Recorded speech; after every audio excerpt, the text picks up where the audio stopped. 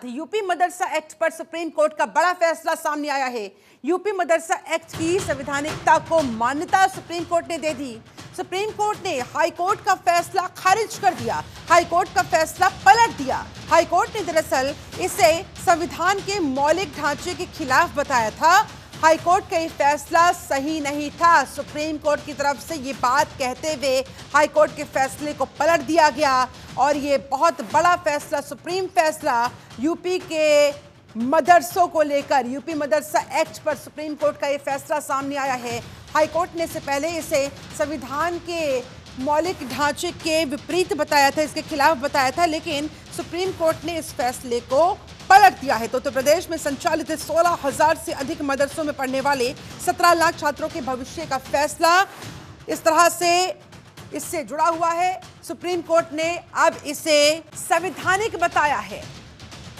नंदन श्रीवास्तव हमारे साथ संवाददाता ज्यादा जानकारी के साथ फोन लाइन पर जुड़ गए हैं। नंदन, सुप्रीम कोर्ट की तरफ से हाई कोर्ट का फैसला इस तरह से पलटा जाना, क्या इंपैक्ट, क्या असर इस फैसले से पड़ेगा यूपी के मदरसों पर, उनके संचालन पर?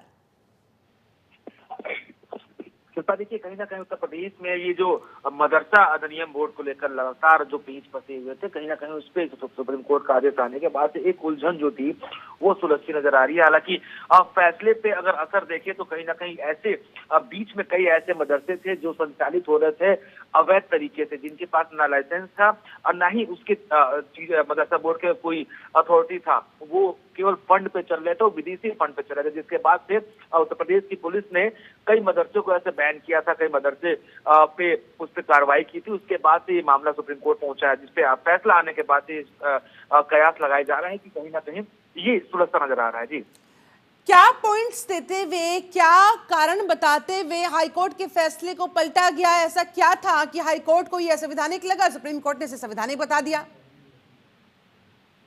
देखिए, कई सारे बिंदु रखे थे जेवाई चंद्रचूड़ के कोर्ट में। कई सारे जो उनके वकील थे मदरसा बोर्ड के, उन्होंने कई सारे पॉइंट रखे थे कि मदरसा में बच्चों की पढ़ाई शिक्षित किया जाता है, मदरसा में जो मुस्लिम धार्मिक लोग हैं, बच्चे हैं, वो शिक्षित होते हैं, उनकी धर्म से संबंधित चीजें पढ़ाई जाती हैं। हालांकि कुछ मदरसे जरूर ऐसे थे जो फंड उनको मिलता है, बाहर से फंड मिलता है, जिसके एवज में वो शिक्षित करते हैं बच्चों को। तो कई सारे ऐसे बिंदु थे जिसपे चर्चा की। हालांकि सारे बिंदु अभी आना बाकी है, लेकिन मेन जो बिंदु तथ्य रखे गए थे वो ये था कि बच्चे शिक्षित होते हैं, उनके धर्म से संबंधित चीजें पढ़ाई जाती हैं और धार्मिक चीजें जरूरी है, क्योंकि धर्मनिरपेक्ष देश है, तो इसमें धर्म से संबंधित चीजें पढ़ाई जाती हैं और मुस्लिम धर्म का ये अधिकार है कि उनके बच्चे शिक्षित हो मदरसे में। जी, कुल मिलाकर उत्तर प्रदेश के इन मदरसों पर, उनके भविष्य पर जो तलवार लटक रही थी खतरे की, कहीं ना कहीं वो हटाने का काम यहाँ पर सुप्रीम कोर्ट के इस फैसले के माध्यम से कहा जाए।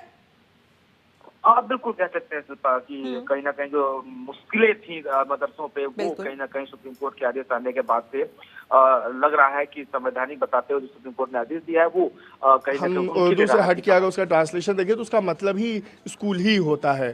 तो वो जो भविष्य अधर में लटक गया था, अब उस पर एक फाइनल निर्णय आ गया है और उनके लिए भी और मदरसा बोर्ड की तरफ से भी वी वेलकम द डिसीजन।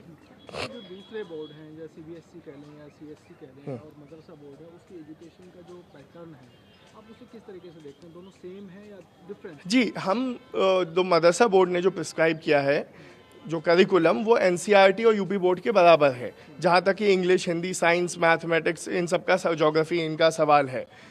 बस एक अलग से इस्लामिक इंस्ट्रक्शन दिया जाता है, जो कि एक संवैधानिक अधिकार है जनता का, जो मुस्लिम है ख़ास करके उनका, कि वो उसकी एजुकेशन पाएँ।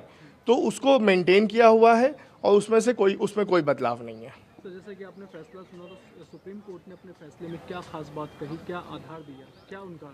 देखिए, अभी डिटेल जजमेंट आएगा, अभी प्रोनाउंसमेंट ही हुआ है और प्रोनाउंसमेंट में उन्होंने सीधा पूरी तरह से उस जजमेंट को सेटिसाइड किया है, कहा है कि वो सेक्युलरिज्म के कॉन्सेप्ट के विपरीत नहीं है और हम इस फैसले का बहुत वेलकम करते हैं।